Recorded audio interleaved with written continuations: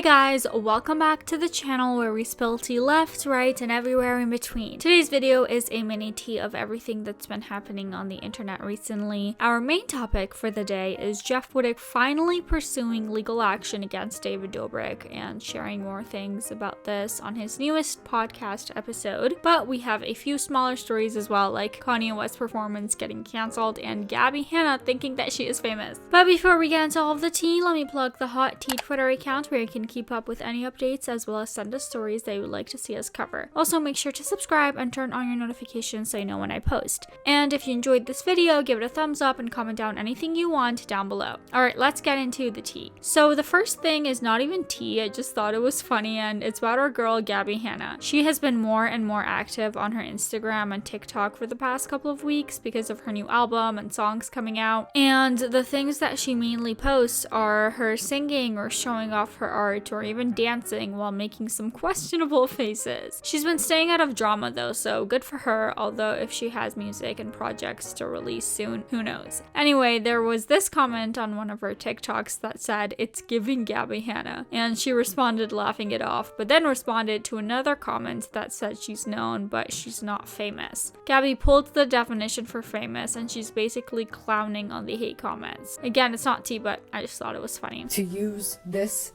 thing that I feel that I can like create and hopefully reach people, and if I can do that, then I can actually have some type of real influence, you know? I can't go on that tangent right now. It's just the world is so up, and it's a bummer that not more people who can do shit, and I just want to be able to do big shit. And alright, next we have some actual tea. Let's talk about Kanye West again. So recently, with all the drama between Kanye, Kim, and Pete, people have been questioning Kanye for his behavior and recent actions, which he deserves. Some have stated he needs help because he is acting out and it's just embarrassing. Some have even started boycotting him. Right now, there is a petition going on to cancel Kanye's upcoming Coachella performance, and so far there are over 25,000 votes. The petition says, "We have watched Kanye harass, manipulate, and hurt Kim, Pete, and others for over a year now. No one seems to want to stand up to him, and the ones that do, he puts under fire as well. Most recently, he has been threatening actual bodily harm on others. This is ridiculous that he's allowed to freely do this. Coachella, along with other brand names that are still working with him, should be ashamed of themselves and should not be giving him any more of a platform." And Kanye's Grammy performance has officially been canceled. The post was made by this page on Instagram, Los Angeles Confidential, saying, "When will all Black entertainers, athletes, actors, producers, writers, directors, media, etc. figure it out?" And this was the caption. You guys can pause to read. The comment section was quite interesting. A lot of people were defending what the post said, agreeing with it, but there were also many people who were saying that they're just trying to excuse Kanye's behavior by using the race card. Some people even mentioned that the Grammys are an issue separate of what's going on with Kanye, and here is what some of them had to say. "Way to gaslight and use a bunch of false equivalents. Dude, there's very few people on this earth more privileged than Kanye West and all of his rich, psychophantic friends like you. Trying to excuse his behavior by saying it must all just be racism are excruciatingly sad. He's not just speaking his mind, he's using his fame and influence to publicly harass someone. And that isn't white people's fault, it's Ye's fault. He's a spoiled kid who never gets told no, and you look pathetic fighting his battles for him. When will everybody stop encouraging bully behavior from Kanye, or see this as a problem? Ye's constant rants and threats are not funny. Bragging about giving someone anxiety is not funny." And here are a couple more comments, and that is all on Kanye right now. How do you guys feel about this? Is it a good thing that he's getting some consequences, like having his Instagram account temporarily banned or having his performances canceled? And now we gotta talk about Jeff Wittek and David Dobrik again. Jeff just posted a new episode of his podcast, Jeff FM. He hasn't spoken since the David Dobrik documentary by Casey Neistat has come out. We have a video on that if you've not seen it. So watch that for more info on all of the Jeff and David drama. The saga continues now, but before we get into it, here is a quick disclaimer. This video will mention the horrible excavator accident that Jeff was in, so if you are sensitive to this topic, you have been warned. So the podcast episode is titled, "My Mental Health is Rapidly Declining." He opens up by sharing up until this point he had not gone to therapy, he has not sought help in regards to his mental state after the accident. It's been a year and a half. Jeff said it was really hard making the first first appointment, but he got reached out by Dr. Amen, who he's worked with before. Did a therapy session. I went to see a psychiatrist today. Well, they reached out to me because of my actions on social media. You know, everybody tells me go to therapy, get the proper help, and I'm like, my excuse is like, I can talk for a living. What am I going to go talk to somebody else for? I'm already complaining to these people enough. Yeah. They had a few videos back when Jeff made the documentary about the accident. The videos were on brain scans, no therapy sessions, I suppose, but Jeff said that they met up and had this therapy session, and now Dr. Amen has worked with other influencers like Tana Mojo and Morgan Adams. And actually, Morgan got a lot of backlash when she made her video promoting him. She even privated her video with this doctor. Jeff mentioned that he is getting that treatment for free, which got people wondering if he has some sort of deal or sponsorship with Dr. Amen. Jeff also said the timing of everything is interesting since the podcast episode came out today, which was on a Monday, and Dr. Amen's new book came out the next day. Maybe? Are you saying that Dr. Amen called me as a publicity stunt for his book, to sell his book? That's his book?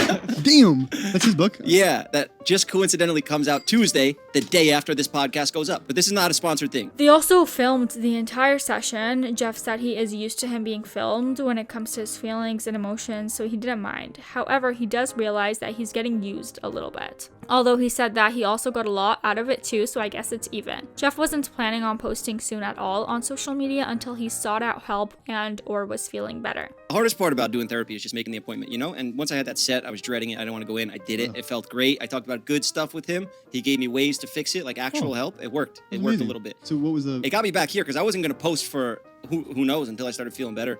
Now let's get into what Jeff said about David. As you know, Jeff had some things to say for the past couple of weeks. He was posting a lot exposing David, calling him a sociopath, requesting to cut off his jokes from the Bryce Hall roast because of David's podcast episode and all of that. Jeff admitted that he got really frustrated with David and that he should have waited before saying anything. Jeff said that it would have been better if he approached the situation differently, and he regrets impulsive responding to the drama. I mean, I had one of the craziest weeks. I felt insane because I know what I know, and I know the situation. I did hit my head hard, but everything they said was really like pissing me off, and I should have taken time to react to it and come up with the proper response. Yeah.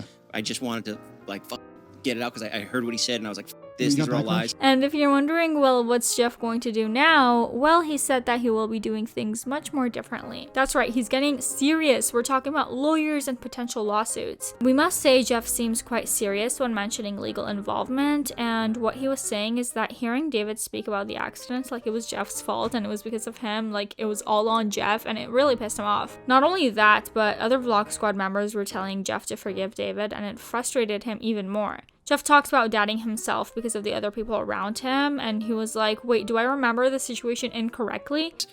Knowing what I know and knowing what I went through and why I did it and why it happened, and then having everybody tell you, well, having the guy that did it tell you that, no, this is why it happened. It was because of you. That's annoying. That will drive you nuts. But then having all your friends around that were also there be like, you should give him another chance. Hear him out. Like, listen to that video. What he said was true. And I'm like, They're telling you that? Whoa, like, am I crazy? Did I hit my head that hard? He mentioned the term gaslighting. If you've watched Gabby Hannah in the past few years, you've been well familiar with this term. Anyway, Jeff said that he felt totally gaslighted by the Vlog Squad members, and they were basically brainwashed by David. He joked that the Vlog Squad has become this cult and David is the leader. And honestly, we can totally see that being true. If you've seen what ex-members of the Vlog Squad have said and shared their stories of being bullied or mistreated, like that's certainly possible. I felt like I was like going nuts in my house here by myself, and I'm lashing out on social media, and I got therapists hit me up saying, come down, we'll do it for free.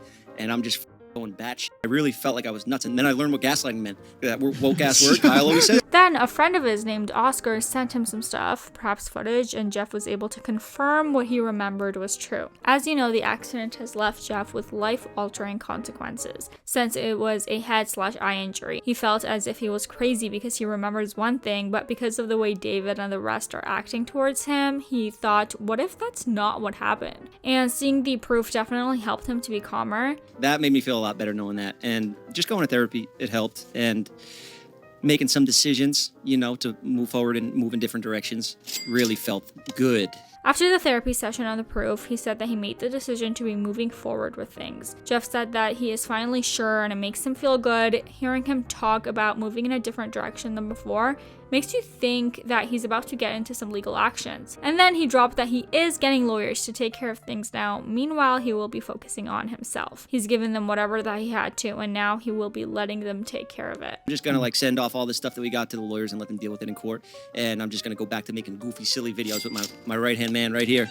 Right before going through and discussing the footage and the therapy session, Jeff's friends summarized some of it, and that pretty much gives a confirmation that Jeff is suing David. Going to therapy helped Jeff reassure himself on this decision. He said that he tried to give forgiveness for 2 years, but then he got betrayed and stabbed in the back. And to be fair, people have begged Jeff to do this ever since it was known about the accident. Even then, Ethan Klein mentioned that he can give Jeff contact with some good lawyers. So far, not so much has come out of this, so we will stay tuned, but a lot of Jeff's supporters feel like he deserves to pursue some sort of legal action or settlement. For example, David paying for his medical bills. Jeff later called out David for returning and acting like nothing happened. He then goes on to say that he is thankful for the good people in his circle for helping him not lose his mind. You want to fucking go and say you're going to open up on your podcast and then come back the next week and like nothing ever happened? Thank God for having good friends around and a good crew, you know, help me realize that I'm not losing my mind. Jeff also added that he's realized that he needs to really focus on himself as well as the things that he wants to do, like the podcast or his hair company. He talks about the billboard that he just put out, and the funny thing is that he put it in an area where his agent who got him the Old Spice brand deal lives in. So he will have to drive by the billboard every single day. Basically, last year when David got canceled, a bunch of his sponsors and companies that he works with dropped him, and because of him, members of the Vlog Squad also lost sponsorships as well. Jeff lost his deal with Old Spice, one which he was really proud of, and it was his biggest one. So this whole billboard thing is quite petty, but it's pretty funny if you think about it. And my beef with Old Spice,